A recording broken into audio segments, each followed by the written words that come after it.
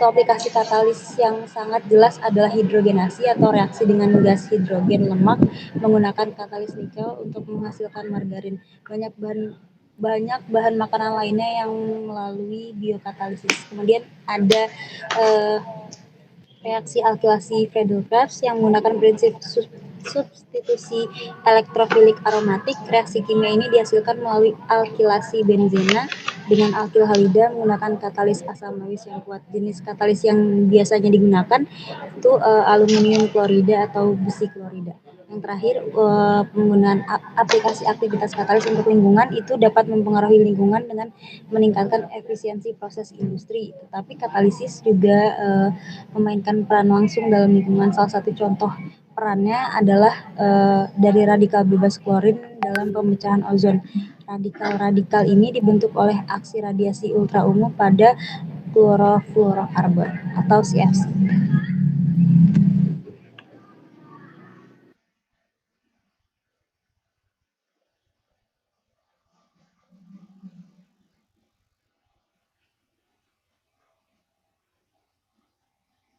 Oke,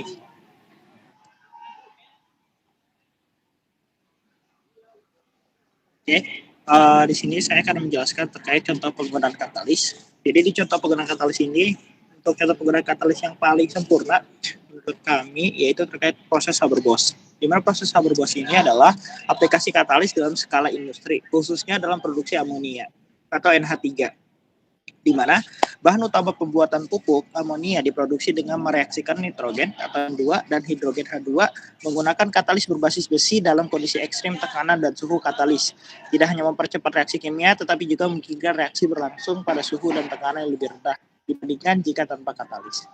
Mungkin akan saya berikan contoh terkait contoh penggunaan katalis di proses Haber-Bosch ini. Pertama, yang paling sering digunakan itu katalis berbasis Fe atau katalis besi, di mana katalis besi ini terutama dalam bentuk magnetit atau Fe3O4 yang dicampur dengan promotor seperti kalium atau K dan aluminium oksida itu Al2 dan O2 digunakan untuk meningkatkan aktivitas katalis, di mana kalium membantu meningkatkan efisiensi dari katalis dengan meningkatkan daya serap nitrogennya. Sementara aluminium oksida berfungsi sebagai penstabil terminal. Lalu ada juga katalis magnetit yang dipromosi oleh kalium, di mana dalam aplikasi industri katalis berbasis magnetit dengan promotor kalium sangat umum digunakan untuk mempercepat reaksi di bawah kondisi tekanan dan suhu tinggi. Kalium bertindak sebagai promotor yang meningkatkan afinitas terhadap nitrogen, juga membuat reaksi lebih efisien. Lalu yang kedua, ada juga penggunaan katalis dalam reaksi hidrogenasi. Nah, reaksi hidrogenasi ini sangat umum dalam industri kimia, terutama untuk mengubah senyawa organik tak jenuh menjadi senyawa jenuh dengan menambahkan hidrogen atau H2. Katalis yang digunakan dalam hidrogenasi adalah logam transisi seperti nikel, palladium, platinum yang membantu mempercepat reaksi dengan menurunkan energi oksidasi. Contoh penggunaannya seperti tadi yang saya bilang, pertama itu ada katalis nikel, di mana katalis nikel itu salah satu katalis yang paling sering digunakan dalam reaksi hidrogenasi ini. Di mana nikel itu memiliki biaya rendah, efisiensi tinggi, hidrogenasi minyak nabati untuk menghasilkan lemak padat seperti margarin, shortening, dan juga pada reaksi ini, ikatan rangka dalam molekul asam lemak tak jenuh dipecah oleh atom hidrogen yang diaktifkan di permukaan katalis nikel. Lalu juga ada katalis palladium, di mana katalis palladium ini sering banget digunakan dalam hidrogenasi senyawa aromatik seperti hidrogenasi benzen menjadi sikloheksana. Sikloheksana merupakan bahan baku penting dalam produksi nilon dan berbagai bahan kimia lainnya. Lalu juga ada katalis platinum, di mana platinum ini digunakan untuk reaksi hidrogenasi juga, di mana dalam reaksi hidrogenasi ini lebih rumit dibanding kedua yang lainnya, seperti pengurangan ikatan rangkap karbon-karbon ataupun karbon oksigen. Jadi dari karbon ke karbon ataupun karbon ke oksigen. Di mana platinum umumnya digunakan dalam sintesis bahan kimia seperti metanol ataupun etanol. Meskipun platinum lebih mahal daripada nikel ataupun palladium, efisiensinya ini lebih tinggi dibandingkan keduanya karena dalam pembuatannya digunakan dalam aplikasi yang membutuhkan reaksi selektif dengan konversi tinggi. Next.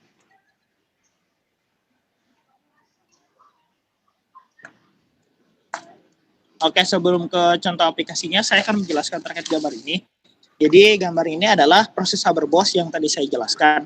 Di mana proses Haber-Bosch ini tadi seperti saya bilang untuk memproduksi amonia atau NH3 dari nitrogen N2 dan hidrogen H2. Nah, di mana di sini kan disampaikan ya banyak ya, itu ada part-partnya. Pertama saya akan jelaskan terkait reaktornya. Jadi reaktor itu fungsinya di mana tempat di mana reaksi utama terjadi. Di dalam reaktor, gas nitrogen dan hidrogen N2 juga H2 dimasukkan melalui kompresor dan melewati lapisan katalis atau katalis bed disebutnya. Nah, di mana katalis besi ini umumnya digunakan untuk mempercepat reaksi. Tadi yang katalis besi tadi saya sampaikan, reaksi ini eksotermis ataupun menghasilkan panas sehingga ada heater untuk membantu mempertahankan suhu itu hingga optimal. Lalu ada prosesnya juga. Di sini gas nitrogennya dan hidrogennya bereaksi membentuk amonia dan H3 dengan bantuan katalis pada suhu tinggi sekitar 400 sampai 500 derajat Celcius dan tekanan tingginya dari 150 sampai 300 atm. Namun tidak semua nitrogen dan hidrogen bereaksi dalam satu kali lintasan sehingga gas yang tidak bereaksi akan didaur ulang. Lalu juga ada heat exchanger atau penukar panas, mana fungsinya sebagai alat menukar panas seperti namanya antara gas yang keluar dari reaktor dan gas segar yang masuk. Panas dihasilkan oleh reaksi di reaktor digunakan untuk memanaskan gas umpan atau feed gas yang ada di sana di gambar yang masuk ke reaktor sehingga energi digunakan lebih efisien. Lalu juga gas keluar dari reaktor yang panas memberikan panasnya ke gas yang masuk. Ini membantu menjaga suhu dalam reaktor tetap optimal dan menghemat energi. Lalu juga ada kompresor, di mana kompresor berperan untuk meningkatkan tekanan gas-gas dari N2 juga H2 sebelum dimasukkan ke dalam reaktor dan mendaur ulang gas yang tidak bereaksi. Lalu ada kondenser, mengkondensasikan amonia dari fase gas menjadi fase cair setelah proses reaksi. Kondensor bekerja dengan mendinginkan gas yang keluar dari reaktor untuk memisahkan amonia cair dari yang tidak bereaksi, di mana di sini campuran gas terdiri amonia dan gas tidak bereaksi seperti N2H2 didinginkan menggunakan air dingin, di mana amonia mengembun menjadi cairan sementara gas lain didaur ulang. Lalu juga ada refrigerated unit atau unit pendingin, di mana tempat penyimpanan amonia cair sudah dikondensasi, amonia cair disimpan pada suhu rendah untuk mencegah penguapan. Lalu akan ada daur ulang gas yang tidak bereaksi, di mana gas nitrogen dan hidrogen yang tidak bereaksi dalam proses reaksi utama akan dikompres ulang dan akan dimasukkan kembali reaktor untuk menghasilkan efisiensi reaksi. Oke. Lalu setelah saya menjelaskan gambarnya, saya akan menjelaskan terkait contoh aplikasinya.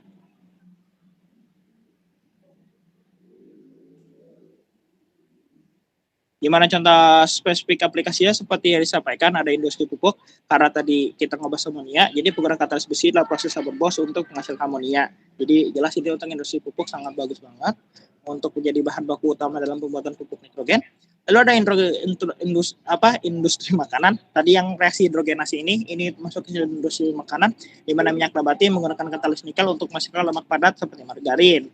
Lalu juga ada produksi bahan bakar, di mana hidrogenasi ini senyawa aromatik dengan katalis palladium untuk menghasilkan hidrokarbon jenuh yang digunakan sebagai bahan bakar dan pelarut. Next.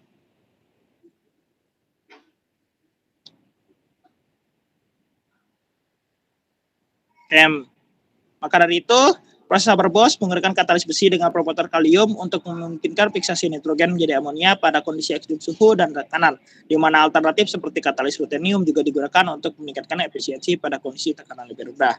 Lalu pada reaksi hidrogenasi mengandalkan katalis logam seperti nikel, palladium, dan platinum untuk mengkonversi senjata jenuh dan menjadi senjata jenuh dengan aplikasi dalam industri makanan, kimia, maupun bahan bakar. Next.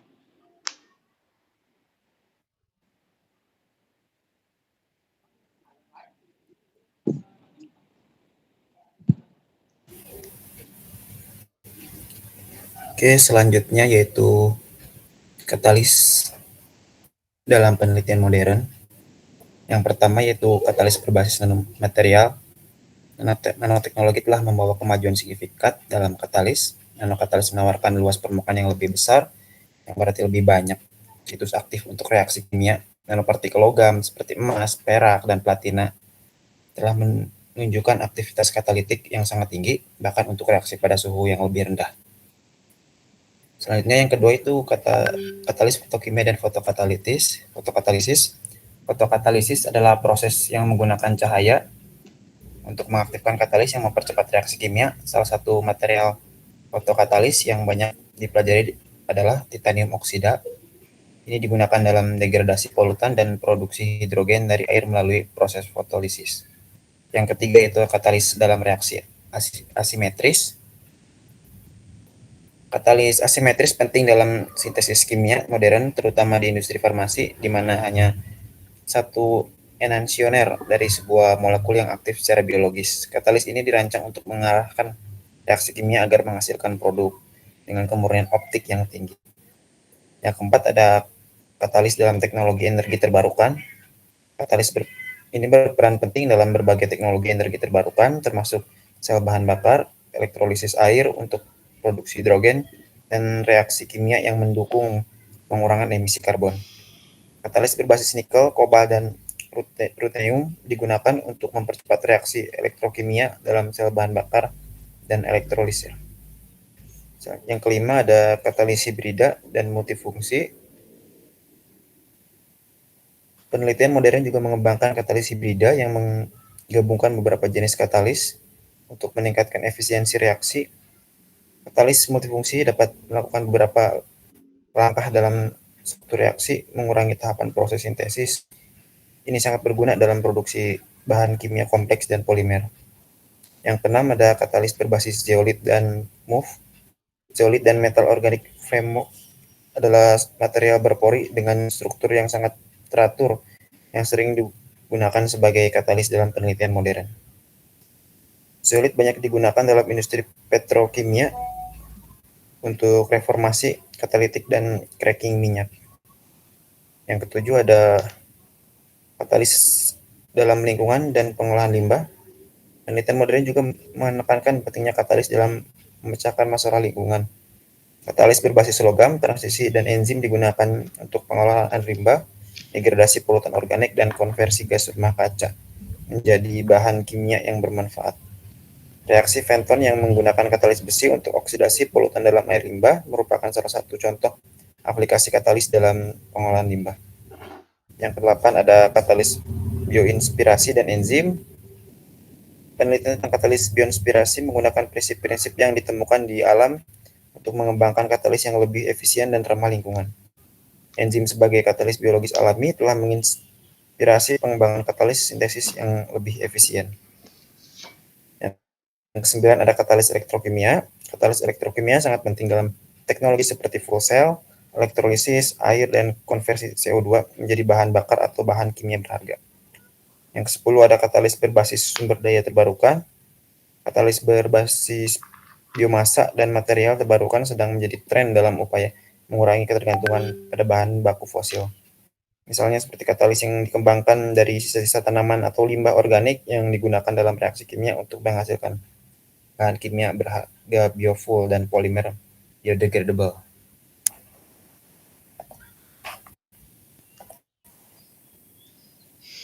Berikut adalah sumber informasi yang kami gunakan.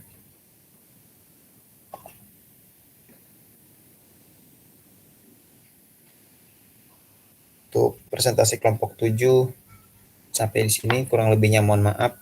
Saya kembalikan lagi ke moderator. Baik, terima kasih untuk kelompok 7 atas pemaparannya mengenai aktivitas dan aplikasi katalis. Silakan kepada teman-teman yang memiliki pertanyaan untuk kelompok 7 bisa raise hand dan mengajukan pertanyaannya. Boleh dari Saudara Zikri, silahkan. Baik, terima kasih atas kesempatannya, Ricardo. Saya Zikri dari kelompok 6, izin bertanya ke kelompok 7. Pertanyaannya itu,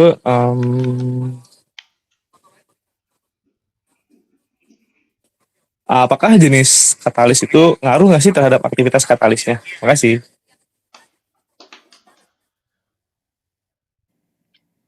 Baik, terima kasih. Ada pertanyaan lain dari teman-teman? Silahkan.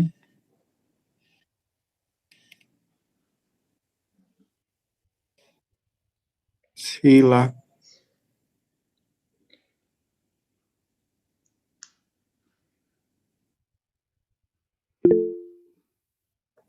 Ya, untuk Risman, silahkan. Baik, saya Risman Larudi dari kelompok 11 akan bertanya. Coba kita balik lagi ke slide 6 tadi. Di situ maksudnya apa ya? Apa ada hubungannya dengan aktivitas katalis? Kalau ada hubungannya, tolong dijelaskan secara spesifik. Terima kasih.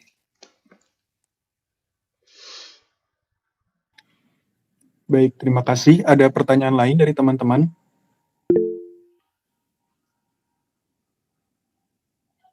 Silahkan untuk Nida. Nadia, sorry. Baik, terima kasih. Saya Nadia dari kelompok 11, izin bertanya, bagaimana katalis besi berfungsi dalam proses Haber-Trott dan apa peran promotor kalium dalam meningkatkan efisiensi? Makasih.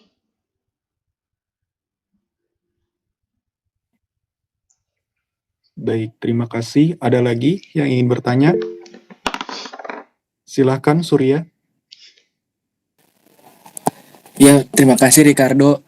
Saya Surya Hartono dari kelompok 5 ingin bertanya, apa peran katalis nanomaterial dalam industri farmasi dan kimia? Terima kasih. Baik, terima kasih. Mungkin pertanyaannya dicukupkan ya, ada 4. Silakan kepada kelompok 7 untuk menjawab pertanyaan-pertanyaan yang sudah diajukan. Saya akan menjawab pertanyaan pertama tadi dari Saudara Zikri mengenai pengaruh jenis katalis terhadap aktivitasnya. Jadi, menurut kami, jenis katalis ini memiliki pengaruh dalam aktivitasnya. Aktivitas untuk katalis heterogen ini, yang pertama untuk heterogen. Nah, heterogen ini bergantung pada luas permukaan dan jumlah situs aktif di permukaannya. Semakin meningkat luas permukaan, biasanya akan meningkatkan aktivitasnya karena lebih banyak tersedianya situs aktif untuk reaksinya berlangsung. Sedangkan untuk katalis homogen, aktivitasnya ini cenderung lebih tinggi karena reaktan bisa berinteraksi langsung dan merata dengan katalis di seluruh fase, tidak terbatas pada permukaannya saja. Dari segi pemisahan dan penggunaan ulangnya, lebih efisien itu penggunaan katalis heterogen. Sedangkan untuk katalis homogen ini cenderung dia lebih aktif dan lebih selektif. Tapi dia membutuhkan proses pemisahan yang lebih kompleks. Apakah cukup untuk menjawab pertanyaannya, Kak Zikri? Cukup, terima kasih. Boleh dilanjut untuk teman-teman yang lain? Oke, selanjutnya mau jawab pertanyaan Risman yang tadi. Tang bisa digeser ke slide 6.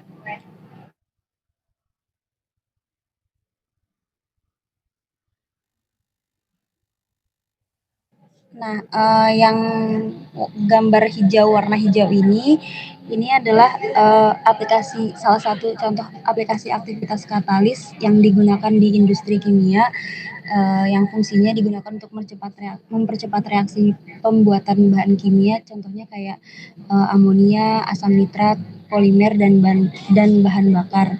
Nah, ini adalah katalis vanadium pentoksida tipikal yang biasanya digunakan dalam produksi asam sulfat untuk sebuah reaksi intermediat untuk mengubah belerang dioksida menjadi belerang trioksida. Apakah sudah terjawab, Risman? Baik, sudah terjawab. Terima kasih ya. Iya.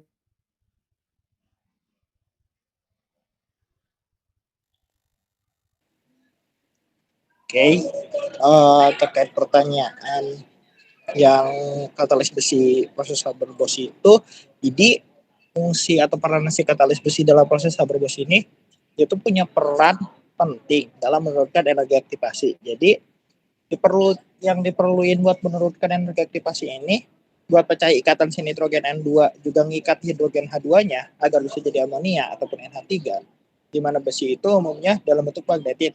Tadi seperti saya sampaikan yaitu Fe3O4, di mana hal tersebut tuh menyediakan permukaan reaksi yang optimal, di mana nitrogen dan juga hidrogen dapat menempel ataupun adsorpsi gitu, sehingga reaksi dapat berlangsung dengan lebih cepat, di mana katalis ini membantu mengurangi suhu dan juga tekanan yang dibutuhkan seperti tadi saya sampaikan secara detail, yang pada akhirnya menghemat energi dalam skala besar. Lalu juga terkait peran promotor kalium di sini adalah untuk meningkatkan efisiensi katalis besi, di mana kalium berfungsi untuk meningkatkan daya serap katalis terhadap nitrogen dan membuat reaksi ini menjadi lebih cepat dengan mengubah struktur elektronik permukaan besi yang mempermudah interaksi nitrogen juga hidrogen, di mana kalium juga menambah stabilitas termal katalis sehingga katalis lebih tahan terhadap kondisi ekstrim suhu tinggi dan tidak mudah terkontaminasi oleh zat seperti oksigen yang merusak properti katalis. Jadi secara keseluruhan, besi dan kalium bekerja secara sinergis untuk memungkinkan reaksi berlangsung pada kondisi yang lebih hemat energi, mengurangi biaya operasional, juga meningkatkan daya tahan katalis dalam proses produksi amonia berskala besar. Mungkin itu kurang lebihnya dari pertanyaan yang disampaikan. Mungkin cukup atau enggak ya, Kak?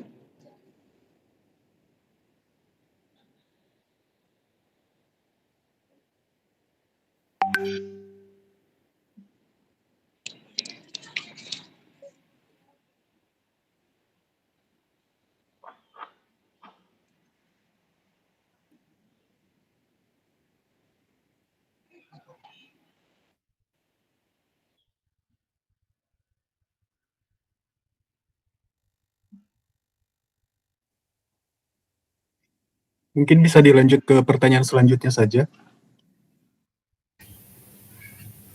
Izin menjawab pertanyaan dari Surya Hartono.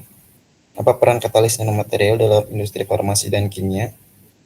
Peran katalis nanomaterial ini biasanya digunakan untuk meningkatkan kecepatan sama efisiensi produksi obat-obatan dan bahan kimia. Selain itu, bisa mengarahkan reaksi untuk menghasilkan produk dengan kemurnian tinggi dan selektivitas tinggi juga, mengurangi produk samping yang tidak diinginkan. Selain itu, katalis ini juga memungkinkan reaksi terjadi pada suhu dan tekanan yang lebih rendah, sehingga menguntungkan untuk mengurangi biaya energi dan limbah dalam proses produksi. Apakah sudah terjawab? Sudah terjawab, Kak.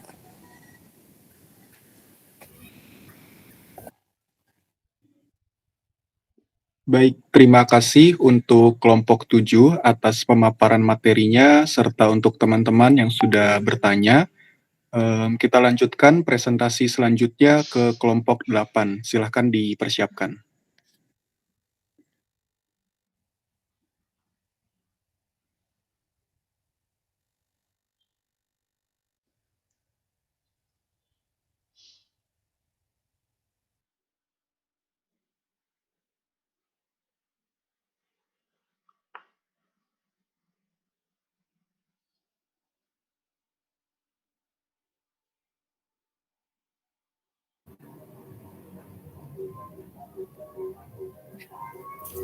Assalamualaikum warahmatullahi wabarakatuh.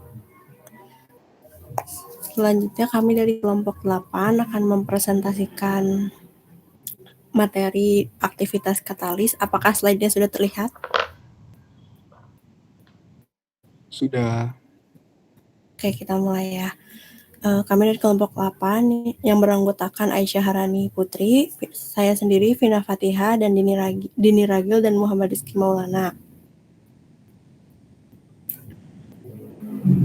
Oke, yang pertama saya akan menjelaskan tentang pengertian aktivitas katalis. Next.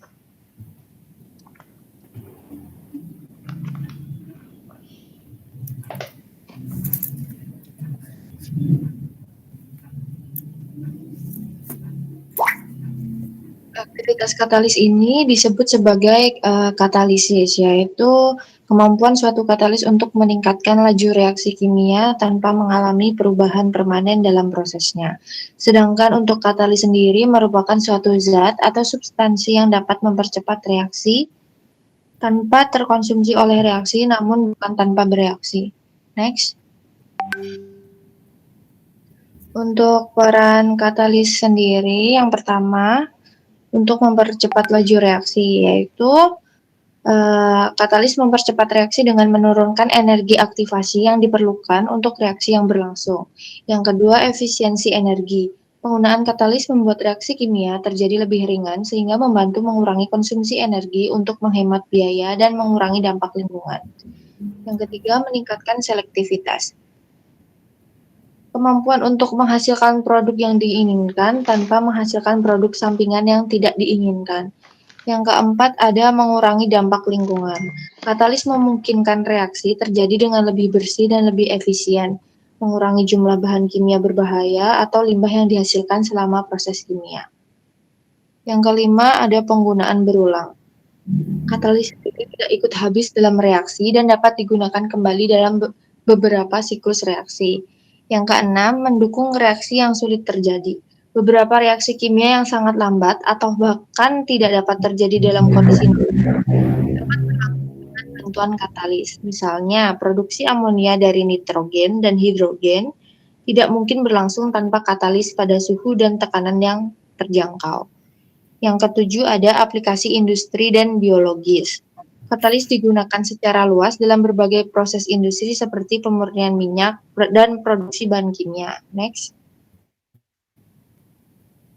Untuk karakteristik katalis sendiri, yang pertama tidak muncul dalam persamaan stoikiometri reaksi, yang kedua banyaknya katalis tidak mengalami perubahan selama reaksi, yang ketiga komposisi kimiawi katalis tidak berubah pada akhir reaksi, yang keempat katalis dibutuhkan dalam jumlah sedikit, yang kelima katalis tertentu hanya mempercepat jenis reaksi tertentu, yang keenam katalis tidak mengubah kesetimbangan reaksi, yang ketujuh, katalis mempercepat reaksi untuk mencapai kesetimbangan.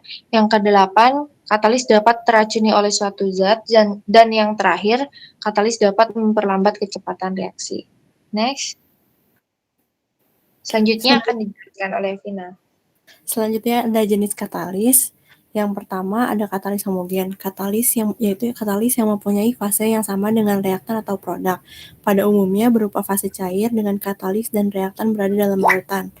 Kelebihan dari katalis homogen ini memiliki aktivitas dan selektivitas yang tinggi, tidak mudah teracuni oleh keberadaan pengotor, mudah dioperasikan dan mudah dimodifikasi. Untuk kekurangannya, katalis homogen ini mencemari lingkungan karena tidak dapat digunakan kembali. Sulit dilakukan secara komersil karena operasi pada fase cair dibatasi pada kondisi suhu dan tekanan tertentu, peralatan lebih kompleks dan diperlukan peralatan tambahan untuk memurnikan produk dari katalis homogen. Selanjutnya ada katalis heterogen, yaitu katalis yang fasenya tidak sama dengan reaktan atau produk. Pada umumnya fase katalis berupa padatan dan fase reaksi berupa gas. Kelebihannya mudah dipisahkan dari campuran reaksi dengan cara filtrasi, tahan dan stabil terhadap suhu relatif tinggi, ramah lingkungan, tidak bersifat korosif, dapat digunakan berulang kali dalam jangka waktu yang lama, dan dapat meningkatkan kemurnian hasil karena reaksi samping dapat dieliminasi. Untuk kekurangannya, katalis heterogen ini kesulitan pengembangan dan optimasi, dibutuhkan banyak eksperimen untuk menemukan bahan katalis yang tepat, ukuran partikel optimal, dan kondisi reaksi yang cocok. Selanjutnya, mekanisme kerja katalis.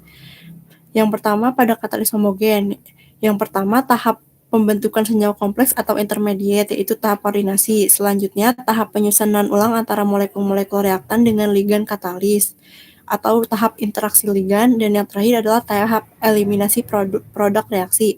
Contoh reaksi katalis homogen diantaranya yang pertama reaksi berkatalis homogen itu pada fase gas, reaksi CO dengan 1/2O2 menjadi CO2 menggunakan katalis NO, kemudian CH3CHO menjadi CH4 plus CO dengan katalis UAP2. Kemudian reaksi berkatalis homogen fase cair ada C12H22O11 dengan H2O menjadi C6H12O6 plus C6H12O6 dengan menggunakan katalis asam. Kemudian CH3COOC2H5 dengan H2O menjadi CH3COOH dan C2H2OH dengan katalis asam. Selanjutnya, mekanisme kerja katalis heterogen. Yang pertama, transport reaktan ke katalis, kemudian interaksi reaktan-reaktan dengan katalis, kemudian reaksi dari spesifik yang terabsorpsi menghasilkan produk-produk reaksi, kemudian deabsorpsi produk dari katalis, dan transport produk menjauhi katalis. Contoh reaksi katalis heterogen yaitu katalis padat Fe untuk proses Haber pada pembuatan amonia, kemudian katalis padat Fe2O3BiO2 untuk oksidasi amonia pada pembuatan asam nitrat, kemudian katalis padat Ni pada hidrogenasi hidrokarbon pada minyak tak jenuh menjadi lemak jenuh, dan katalis arang pada pembuatan asam klorida. Selanjutnya akan dijelaskan oleh rekan saya. Selanjutnya pengukuran aktivitas katalis. Pengukuran aktivitas katalis dapat diukur dengan menggunakan berbagai metode dan parameter. Pengukuran pengukuran aktivitas katalis bertujuan untuk menentukan seberapa efektif katalis tersebut dalam mempercepat suatu reaksi kimia. Berikut adalah penjelasan mengenai proses pengukuran katalis, termasuk metode yang diukur, faktor yang mempengaruhi. Pertama ada parameter. Aktivitas katalis diukur berdasarkan perubahan konsentrasi reaktan atau produk per satuan waktu. Semakin cepat perubahan tersebut, semakin tinggi aktivitas katalis.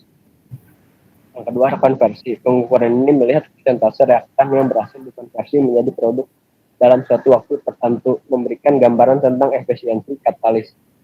Yang ketiga ada selektivitas. Mengukur seberapa spesifik katalis dalam menghasilkan produk tertentu dari beberapa kemungkinan produk. Selektivitas tinggi menunjukkan bahwa katalis lebih baik dalam mengarahkan reaksi menuju produk yang diinginkan. Yang kedua dari metode pengukuran katalis. Ada reaktor batch dan ada reaktor alir kontinu. Reaktor batch yaitu di mana reaktan dan katalis dicampur dalam wadah tertutup dan aktivitas diukur berdasarkan perubahan konsentrasi dalam waktu tertentu. Aktivitas katalis tersebut mengamati perubahan konsentrasi reaktan atau produk pada interval waktu tertentu. Reaktor alir kontinu ada dua macam. Ini stir tank reaktor. Prinsipnya reaktan dan katalis dicampur dalam wadah dengan pengadukan terus-menerus dan produk dikeluarkan secara kontinu. Atau konsentrasi reaktan dan produk pada inlet dan outlet reaktor. Yang kedua, flow reaktor. Prinsipnya reaktan dimasukkan ke dalam reaktor dan mengalir secara linear melalui katalis yang ditempatkan di dalam tabung reaktor. Ketika reaktan mengalir melewati katalis, mereka mengalami reaksi yang dipercepat oleh katalis. Next.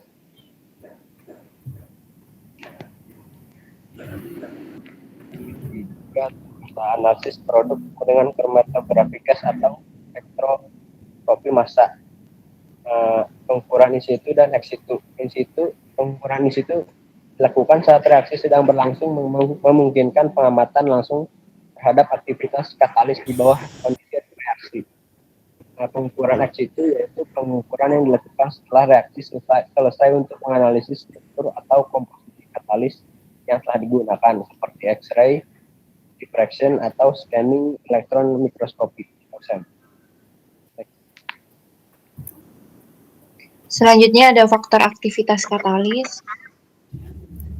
Faktor aktivitas katalis di sini ada 6. Yang pertama luas permukaan katalis, yaitu berupa ukuran partikel, porositas, dan jumlah situs aktif yang mempengaruhi reaktivitas katalis.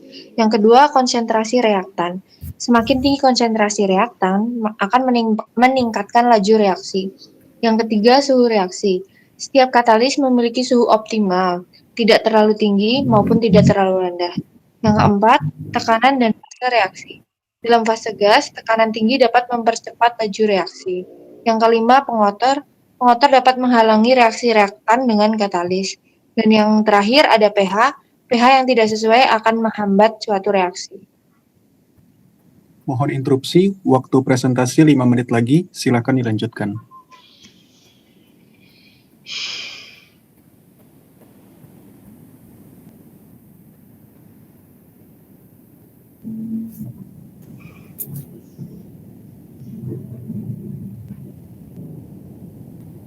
Penggunaan katalis dalam industri. Dalam industri petrokimia, katalis digunakan untuk memecah molekul hidrokarbon berat dalam minyak jelantah menjadi produk yang lebih ringan seperti bensin, diesel, dan gas. Dalam industri makanan dan minuman, katalis nikel digunakan untuk minyak nabati cair menjadi lemak padat. Dalam industri farmasi, katalis palladium sering digunakan dalam reaksi kimia organik untuk menggabungkan molekul kompleks kemudian diolah menjadi obat-obatan. Dalam industri pupuk, katalis besi digunakan untuk mengubah nitrogen dan hidrogen menjadi amonia pada kondisi tekanan dan suhu tinggi. Amonia kemudian digunakan untuk memproduksi berbagai pupuk nitrogen. Selanjutnya ada deaktivasi dan regenerasi katalis. Selanjutnya. Deaktivasi katalis merujuk pada penurunan aktivitas katalis seiring dengan berjalannya waktu. Aktivitas katalis dapat diukur sebagai perbandingan antara laju reaksi pada waktu tertentu dengan laju reaksi awal. Fenomena ini terjadi karena berbagai penyebab yang mempengaruhi kinerja katalis sehingga mengurangi efektivitasnya dalam mempercepat reaksi kimia. Penyebab utamanya ada 4, yaitu fouling, sintering, poisoning, dan kehilangan katalis karena penguapan komponen. Contohnya itu kayak pelepasan katalis ke dalam fase gas selama reaksi yang menyebabkan hilangnya katalis secara bertahap. Selanjutnya, contoh kasus deaktivasi katalis yang pertama fouling. Nah, fouling ini biasanya adalah pembentukan kokas atau karbon pada reaksi perentakan hidrokarbon menjadi dengan katalis silika alumina. Kemudian yang kedua ada sintering. Sintering ini deaktivasi katalis akibat penyatuan partikel kecil katalis yang mengurangi luas permukaan aktif. Contohnya katalis platinum yang menggunakan dalam konverter katalitik otomatis mengalami sintering sehingga mengurangi kemampuan konversi gas CO menjadi CO2. Yang ketiga ada poisoning. Poisoning ini adalah deaktivasi katalis akibat terkontaminasi oleh senyawa tertentu yang bereaksi dengan permukaan katalis menghambat reaksi utama. Contohnya katalis nikel yang digunakan dalam reformasi uap metana menghasilkan gas hidrogen dapat diracuni oleh hidrogen sulfida. Katalis Ni ini bereaksi dengan H2S atau hidrogen sulfida membentuk senyawa Ni yang tidak aktif sebagai katalis. Selanjutnya ada regenerasi katalis. Nah, regenerasi katalis yang pertama ini regenerasi katalis yang teracuni sulfur itu ketika katalis teracuni oleh sulfur. Ikatan logam sulfurnya bisa dipecah dengan menambahkan steam atau uap. Contohnya pada katalis berbasis logam nikel. Proses ini menghilangkan sulfur dan dari katalis sehingga memungkinkan katalis kembali aktif. Yang kedua ada regenerasi katalis yang mengalami sintering.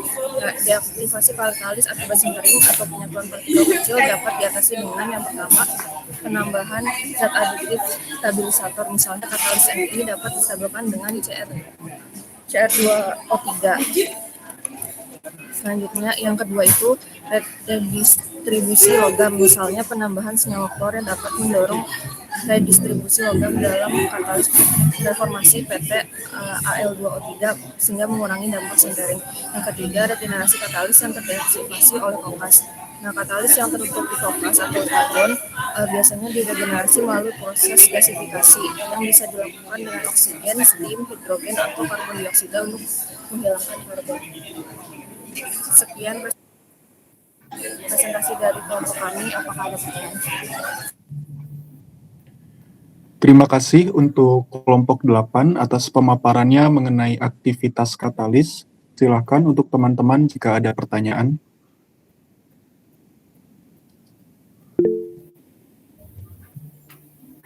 Kepada saudari Angela, dipersilahkan.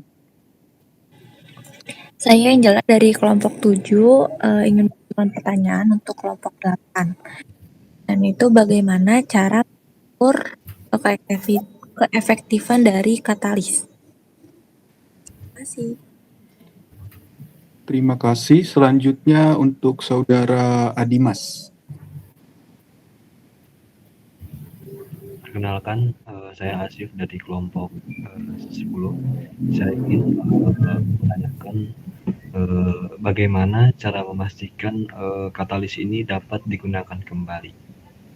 Terima kasih. Baik, terima kasih. Ada pertanyaan lain? Jika tidak ada, silakan kepada kelompok 8 untuk menjawab pertanyaan yang sudah diajukan.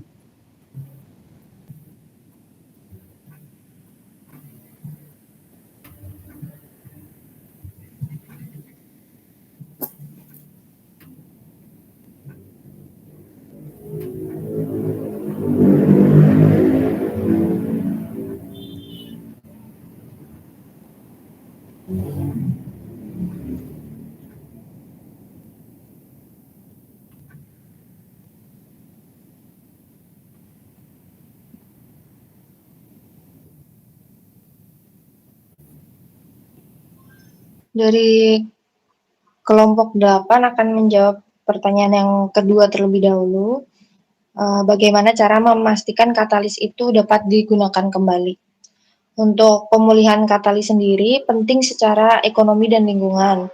Dengan cara setelah dipisahkan dari reaksi, katalis sering didaur ulang beberapa kali, namun ada juga katalis yang langsung dinonaktifkan akibat mengandung racun, pengotor, pengendapan karbon, degradasi termal, dan pelindian logam aktif. Saat aktivitas katalis menurun di bawah batas tertentu, katalis diregenerasi, biasanya melalui kalsinasi termal. Kalsinasi termal sendiri merupakan proses pemanasan suatu bahan pada suhu tinggi, biasanya di atas 500 derajat Celcius, tanpa adanya oksigen atau udara berlebih. Tujuannya untuk mengubah sifat fisik atau kimia dari bahan tersebut. Jika perubahan struktural tidak bisa kembali, maka daur ulang katalis ini tidak mungkin bisa digunakan kembali. Dan katalis bekas dianggap limbah yang berbahaya, tetapi bisa digunakan kembali dalam proses lain dengan kebutuhan aktivitas katalitik lebih rendah atau diolah untuk mendapatkan kembali logamnya. Gitu. Baik, terima kasih. Sama-sama.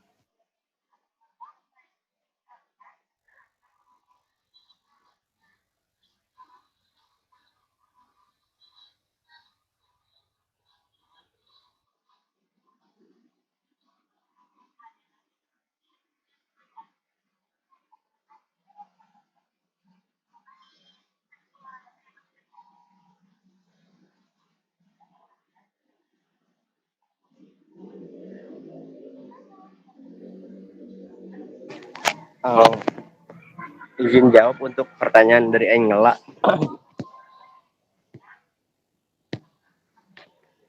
Pertanyaan bagaimana cara mengukur keefektifan katalis.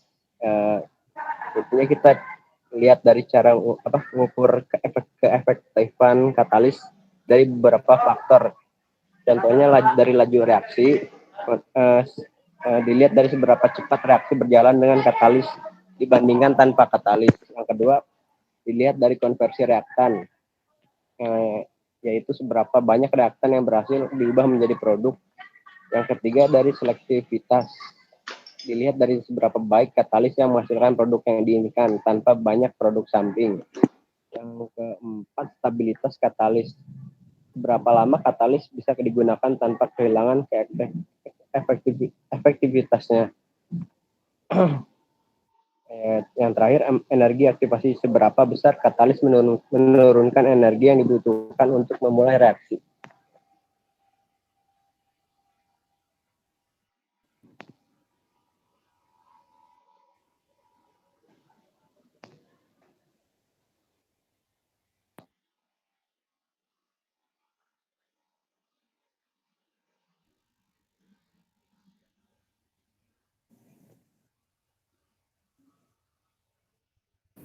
Baik, Apakah sudah Angela untuk jawabannya?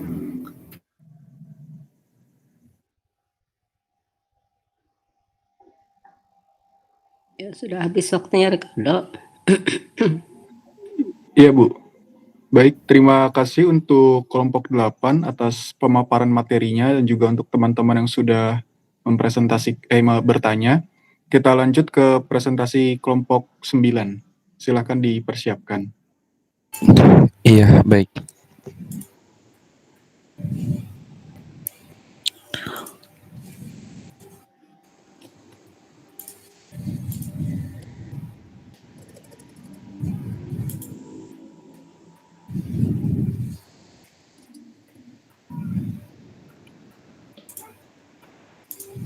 Untuk durasi presentasinya 15 menit ya.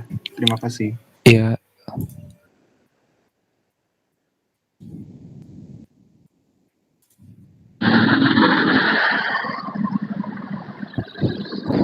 Ya, baik.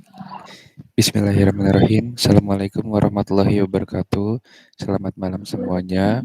Kami dari kelompok 9 ingin mempresentasikan tentang sintesis Fischer-Tropsch.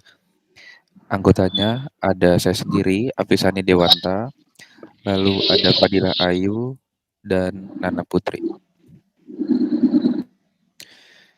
Proses Fischer-Tropsch adalah kumpulan reaksi kimia yang mengubah campuran karbon monoksida dan hidrogen menjadi hidrokarbon cair. Reaksi ini terjadi dengan adanya katalis logam. Biasanya terjadi pada suhu 150 sampai 300 derajat Celcius dan pada tekanan 1 hingga beberapa puluh atmosfer. Proses ini pertama kali dikembangkan oleh Franz Fischer dan Hans Rupps di Jerman pada tahun 1925. Reaksi pertumbuhan rantai Fischer-Tropsch atau FT dapat menghasilkan produk yang berada pada rentan hidrokarbon ringan seperti C1 dan C2, lalu LPG C3 sampai C4, nafta C5 sampai C12, diesel C13 sampai C19 dan wax. Karakteristik utama terkait dengan kinerja sintesis FT adalah selektivitas. Selektivitas proses FT ditentukan oleh probabilitas pertumbuhan rantai yang menyatakan kemungkinan pertumbuhan rantai CH2 dengan grup CH2 lainnya. Dan berikut rasio konsumsi reaktan menunjukkan rasio konsumsi CO dan H2 yang sangat bergantung pada selektivitas. Ini ada rumus yaitu 2N plus 1 H2 plus NCO menjadi CNH 2N plus 2 dan NH2O. Misal N-nya 2 berarti 2CO plus 5H2 menjadi C2H4 plus 2H2O. Dan selektivitas ini dipengaruhi oleh faktor katalis yaitu logam CO atau Fe, penyangga, penyiapan, pengkondisian awal, dan umur katalis. Lalu ada faktor non-katalis seperti rasio H2 atau CO di dalam umpan, temperatur, tekanan, dan jenis reaktor.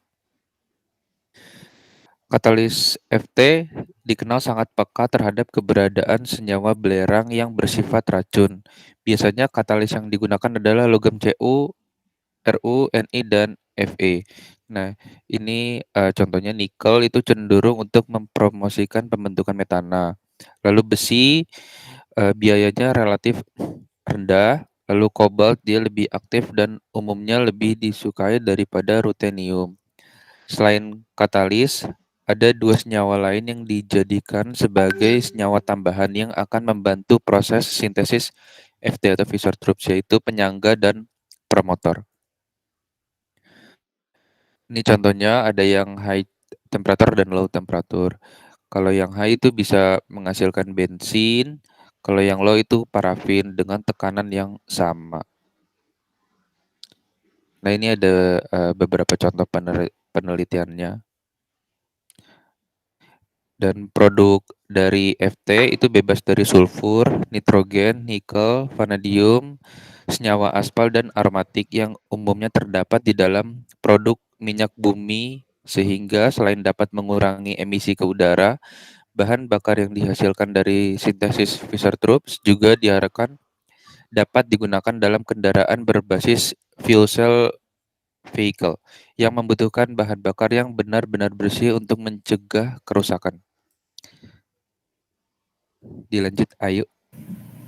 Baik, selanjutnya katalis Fischer-Tropsch. Nah, katalis logam besi, nikel, kobalt memberikan aktivitas reaksi Fischer-Tropsch yang diperlukan secara komersial, di mana harga Fe paling murah dibandingkan dengan katalis yang lain, disusul dengan nikel dan kobalt. Nah, katalis nikel ini menghasilkan nikel karbonil pada tekanan tinggi sehingga menghasilkan terlalu banyak metana pada temperatur tinggi. Katalis ini memiliki aktivitas katalitik yang tinggi namun tidak komersial karena sangat mahal, sekitar 50.000 kali lipat dari Fe, sehingga tidak ekonomis untuk diaplikasikan di skala yang besar, sehingga Fe dan kobalt ini masih menjadi pilihan utama industri yang terbukti gitu secara komersial. Selanjutnya ada perbandingan katalis. Gitu. Aktivitas katalis ini dapat dibandingkan menurut beberapa parameter, seperti yang pertama menghitung aktivitas per situs, terus konversi per gram katalis, konversi per volume katalis, konversi per satuan komponen katalitik aktif, dan konversi per luas permukaan. Katalis Fe ini aktif pada rentang tekanan dan space velocity yang lebih luas dan lebih aktif dibandingkan dengan katalis CO. selektivitas katalis Fe bervariasi dalam rentang lebar dengan penggunaan promotor. Sebaliknya, penggunaan promotor juga pada katalis CO untuk kontrol selektivitasnya ini sangat terbatas. Selanjutnya, unsur-unsur yang dapat mengubah selektivitas memberikan dampak yang merugikan aktivitas katalitik. Gitu ya.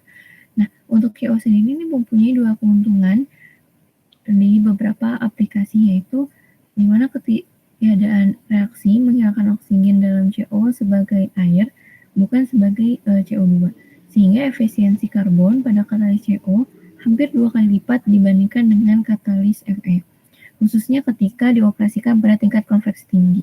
Yang kedua, katalis CO juga dapat ditambahkan pada penyangga yang dapat memberikan ketahanan yang tidak dimiliki katalis Fe dalam keadaan tidak berpenyangga. Katalis Fe ini juga tidak terlalu mahal dan dapat menghasilkan hidrokarbon dan senyawa oksigenasi dengan berbagai tekanan rasio H2 per CO2 dan temperatur juga. Nah, katalis berbasis Fe digunakan pada proses high temperature Fischer-Tropsch, namun memiliki produktivitas rendah pada konversi tinggi, menghasilkan olefin yang lebih banyak, aktivitas water gas shift-nya yang tinggi, dan ketahanan rendah terhadap deaktivasi akibat cooking deposisi karbon, pembentukan besi karbida. Terus reaktor high temperature Fischer-Tropsch ini juga beroperasi pada temperatur 300 sampai 350 derajat Celcius dengan pada tekanan 20 bar.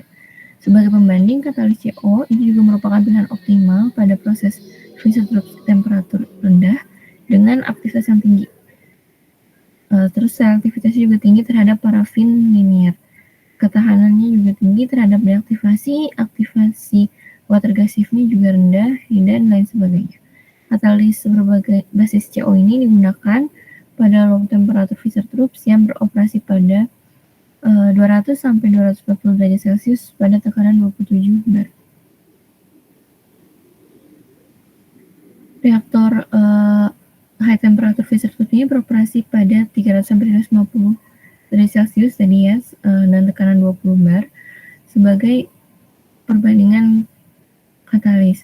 Nah, untuk yang low temperatur bekerja pada temperatur 200 sampai 240 derajat pada tekanan 27 bar.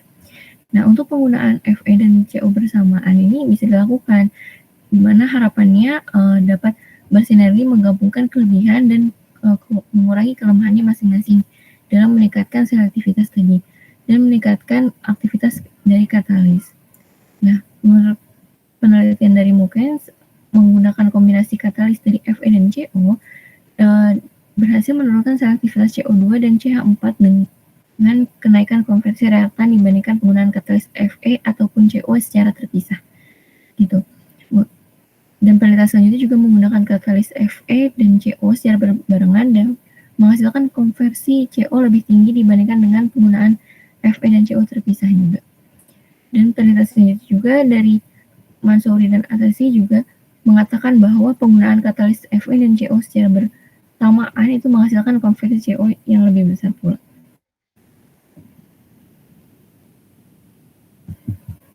Baik, selanjutnya untuk reaksi kimia dari sintesis Fischer-Tropsch ini, reaksi umumnya dapat dilihat pada slide. Untuk reaksi ini berlangsung pada suhu 200 sampai 250 derajat Celcius dengan tekanan 25 sampai 60 bar. Nah, katalis ini umum yang dipakai yaitu kobalt atau besi dengan support alumina atau TiO2.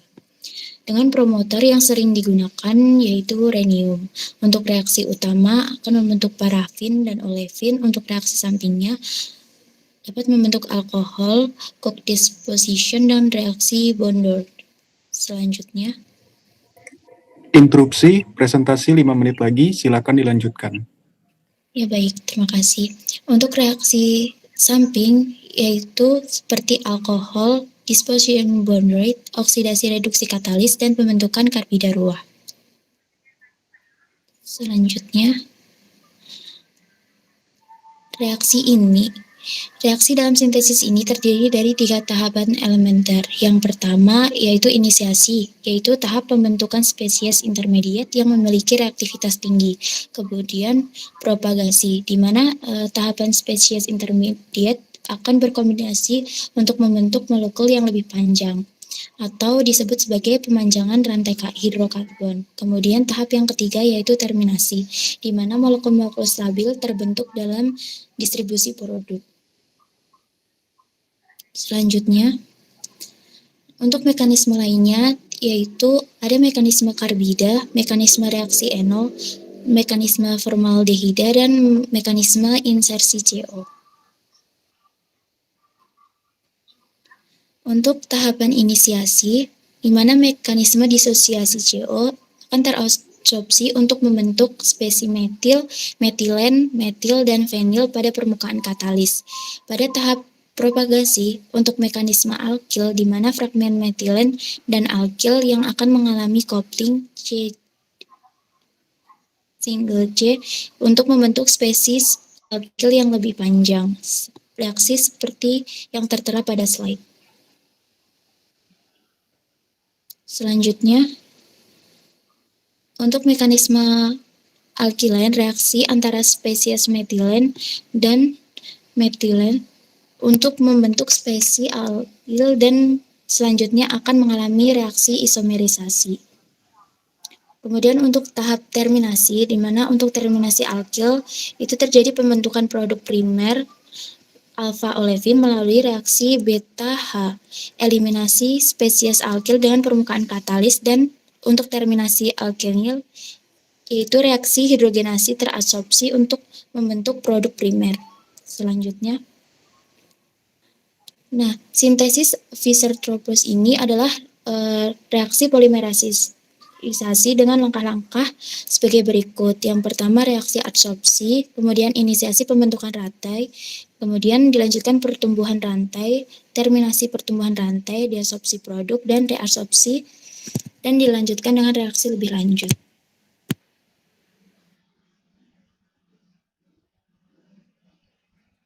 Terima kasih kepada kelompok 9 atas pemaparannya mengenai sintesis menggunakan metode Fischer-Tropsch. Silakan kepada teman-teman yang memiliki pertanyaan boleh diajukan.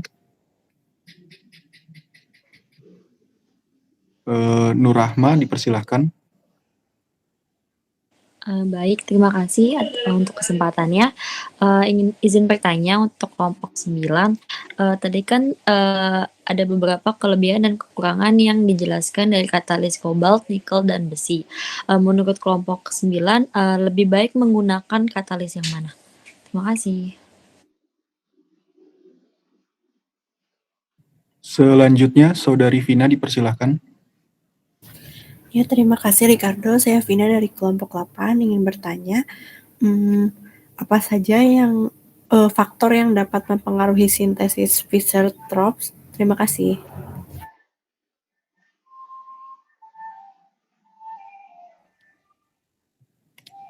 Jika tidak ada pertanyaan lain, kepada kelompok 9 dipersilahkan untuk menjawab. Saya mau bertanya. Oh ya, baik, silakan. Tadi kan ada beberapa katalis yang digunakan. Untuk spesifiknya, apa keuntungan menggunakan katalis dari kobalt itu sendiri? Terima kasih. Ada lagi yang ingin bertanya? Jika tidak ada, kelompok 9 dipersilahkan untuk menjawab.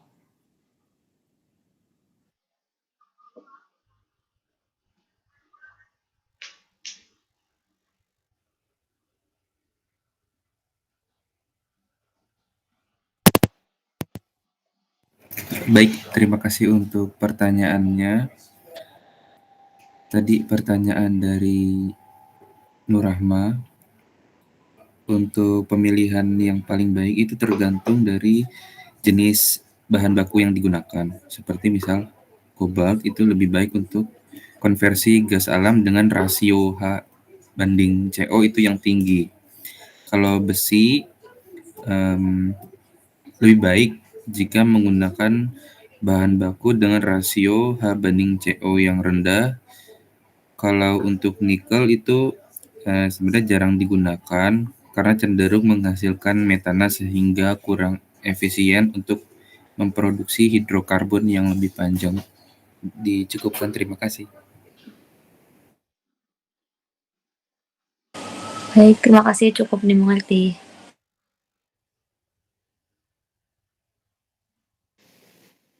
Saya izin menjawab pertanyaan dari saudari Vina. Tadi untuk parameter yang mempengaruhi sintesis Fischer-Tropsch itu dipengaruhi oleh beberapa parameter seperti temperatur, tekanan, waktu, rasio CO dibandingkan dengan H2, kemudian laju alir gas sintesis CO dan H2, dan jenis reaktornya. Dicukupkan. Apakah ada yang ingin ditanyakan lagi saudari Vina? Oh, oke, cukup. Terima kasih, Kak. Ya, saya izin menjawab pertanyaan dari saudari Dila. Tadi pertanyaannya tentang keuntungan menggunakan katalis berbasis CO gitu ya.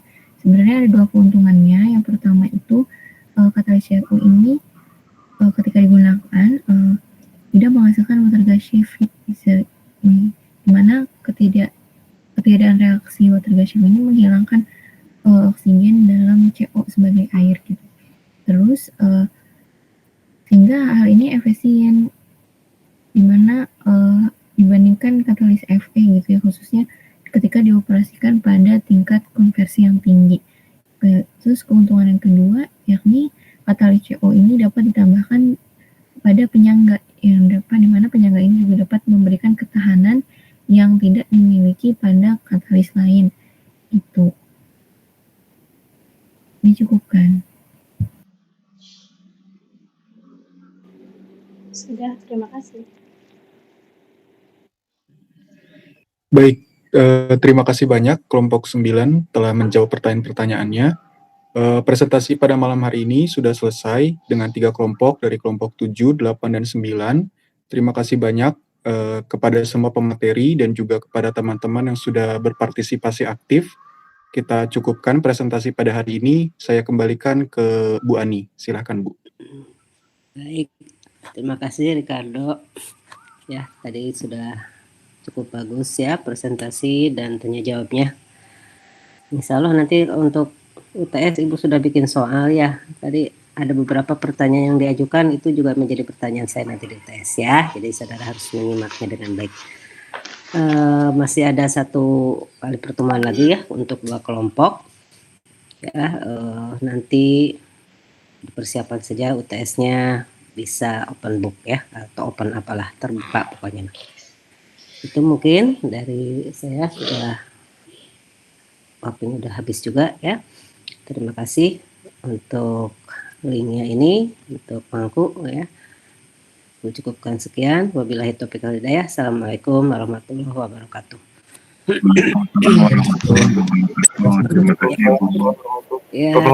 Ya, sama-sama. Lab ya.